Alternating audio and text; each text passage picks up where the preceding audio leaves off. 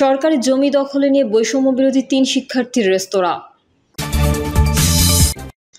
আপনাকে কে বসিয়েছে তার কলিজা খুলে ফেলব, শিক্ষা বোর্ড চেয়ারম্যানকে বিএনপি নেতার হুমকি। জানাবো চাঁদা তুললে পুরস্কার, ধরা পড়লে বহিষ্কার, ভাইরাল হলে গ্রেফতার। এবং সর্বশেষ জানাবো অভ্যুত্থানের বছরে বিএনপির চেয়ে প্রায় দ্বিগুণ আয় জামায়াতের। এতক্ষণ শুনছিলেন সংবাদ শিরোনাম, এবারে বিস্তারিত। তবে তার আগে অনুরোধ থাকবে আমাদের চ্যানেলটি সাবস্ক্রাইব করে বেল আইকনটি ক্লিক করুন। সরকারি জমি দখলে নিয়ে বৈষম্য বিরোধী ৩ শিক্ষার্থীর রেস্তোরাঁ। দেশের ইতিহাসে ২৪শে জুলাই গণ অভ্যুত্থানে নেতৃত্ব দেওয়া প্ল্যাটফর্মের নাম বৈষম্য বিরোধী ছাত্র আন্দোলন। পরিবর্তিত প্রেক্ষাপটের পর একটি ইতিবাচক পরিবর্তনের লক্ষ্যে এই প্ল্যাটফর্মের শিক্ষার্থী প্রতিনিধিদের সঙ্গে সমন্বয় করে কাজ করেছেন সারা দেশে মাঠ পর্যায়ে কর্মরত প্রশাসনের কর্মকর্তারা।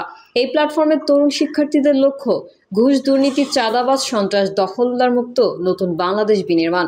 তবে সাম্প্রতিক সময়ে প্ল্যাটফর্মটিকে কাজে লাগিয়ে বেশ কিছু জায়গায় নানান অপকর্মে জড়িয়ে পড়ার ঘটনাও ঘটেছে অহরহ। তেমনই এক ঘটনা ঘটেছে উত্তরের জেলা নওগাঁর মান্দা উপজেলায়। নওগাঁ রাজশাহী আঞ্চলিক মহাসড়কের ফেরিঘাট ব্রিজ সংলগ্ন এলাকায় সড়ক ও জনপথ বিভাগের প্রায় ১ কোটি টাকা মূল্যের জমিতে অবৈধভাবে রেস্তোরাঁ নির্মাণের অভিযোগ উঠেছে বৈষম্য বিরোধী ছাত্র আন্দোলনে নওগাঁর নেতৃত্ব দেওয়া ৩ ছাত্র প্রতিনিধির বিরুদ্ধে। বদলির আগে জমিটি অবৈধ দখলে নিয়ে তাদের উপহার দিয়েছেন খোদ উপজেলা নির্বাহী কর্মকর্তা। অনুসন্ধানে জানা যায়, পরিবর্তিত প্রেক্ষাপটের পর গত বছরের ৫ই নভেম্বর থেকে চলতি বছরের ১৫ জুলাই পর্যন্ত মান্দা উপজেলার নির্বাহী কর্মকর্তা হিসেবে কাজ করেন শাহ আলম মিয়া। এই সময়ের মধ্যে তার সঙ্গে বন্ধুত্বপূর্ণ সম্পর্ক গড়ে উঠেছিল বৈষম্য বিরোধী ছাত্র আন্দোলনের নওগাঁয় নেতৃত্ব দেওয়া ছাত্র প্রতিনিধি রিপন, ফাহিম ও সজীব নামের ৩ শিক্ষার্থীর। ইউএনের বৈধ অবৈধ সব কাজে সরাসরি সহযোগিতা করতেন তারা।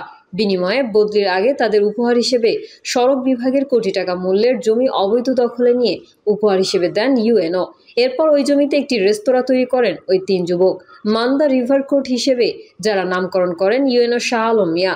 বদলির আগের দিন ১৪ জুলাই স্থানীয় রাজনৈতিক নেতাদের সঙ্গে নিয়ে সেটি উদ্বোধনও করেন তিনি। উপজেলার স্থায়ী বাসিন্দা হলেও পড়ালেখা করার সুবাদে ওই ৩ শিক্ষার্থী মান্দায় থাকেন না। উপজেলা প্রশাসনের শেল্টারে সেখানে কংক্রিটের স্থায়ী স্থাপনা নির্মাণ করেছেন তারা।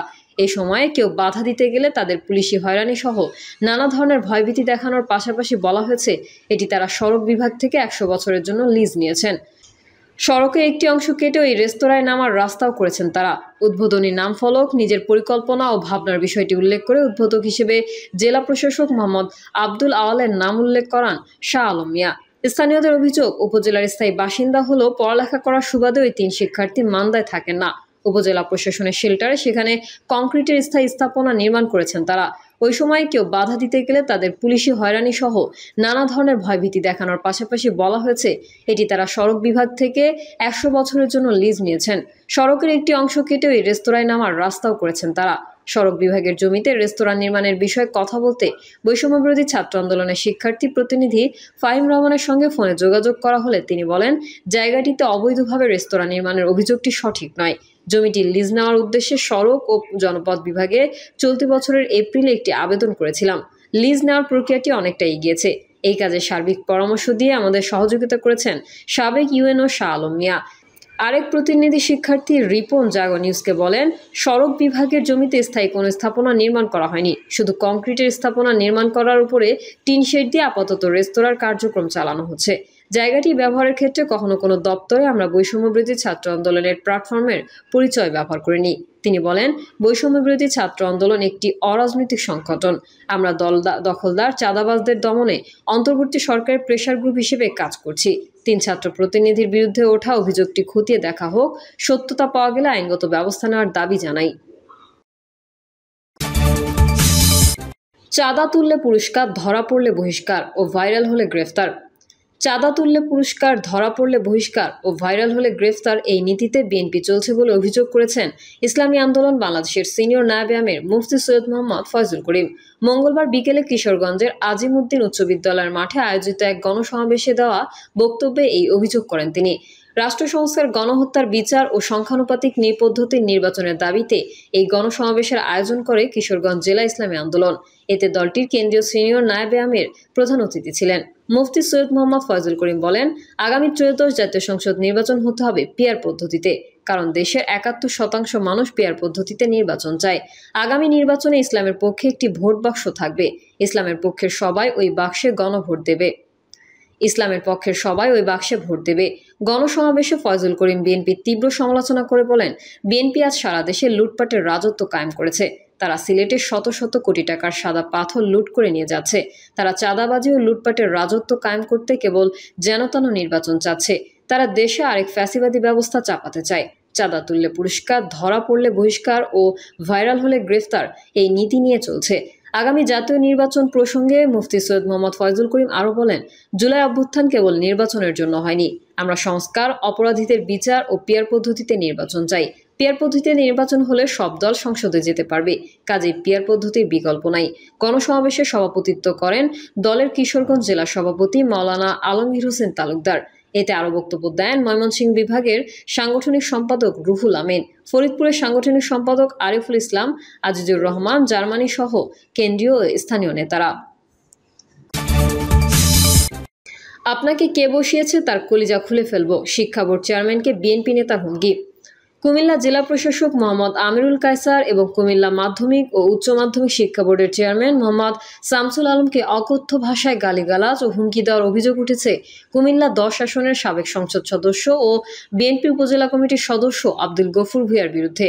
নাঙ্গলকোট উপজেলার ভোলাইন বাজার উচ্চ বিদ্যালয় ও কলেজের সভাপতির পদ নিয়ে বিরোধের জেরে এই ঘটনা ঘটে বলে জানা গেছে। এই সংক্রান্ত একটি অডিও রেকর্ড সম্প্রতি ফাঁস হয়েছে। সূত্র জানায়, চলতি বছরের 18 মে বিএনপি চেয়ারপারসন বেগম খালেদা জিয়ার প্রেস উইংয়ের সদস্য শামসুদ্দিন দিদারের বড় ভাই ডক্টর মীর আবু সালেহ শামসুদ্দিনকে ভোলাইন বাজার উচ্চ বিদ্যালয় ও কলেজের সভাপতি হিসেবে সুপারিশ করেন কুমিল্লার জেলা প্রশাসক। পরে শিক্ষা বোর্ড চেয়ারম্যান তা প্রতিষ্ঠানটির প্রধানের কাছে পাঠান। এর পরপরই নিজের ঘনিষ্ঠজনকে সভাপতির পদে বসানোর জন্য দাবি জানান সাবেক এমপি আব্দুল গফুর ভূঁইয়া। এই দাবিতে মুঠোফোনে শিক্ষা বোর্ড চেয়ারম্যানকে কল দিয়ে অসভ্য ভাষায় গালিগালাজ ও নানা হুমকি দেন। পরের দিন সশরীরে বোর্ডে গিয়েও চেয়ারম্যানকে ভয়ভীতি প্রদর্শনের অভিযোগ রয়েছে।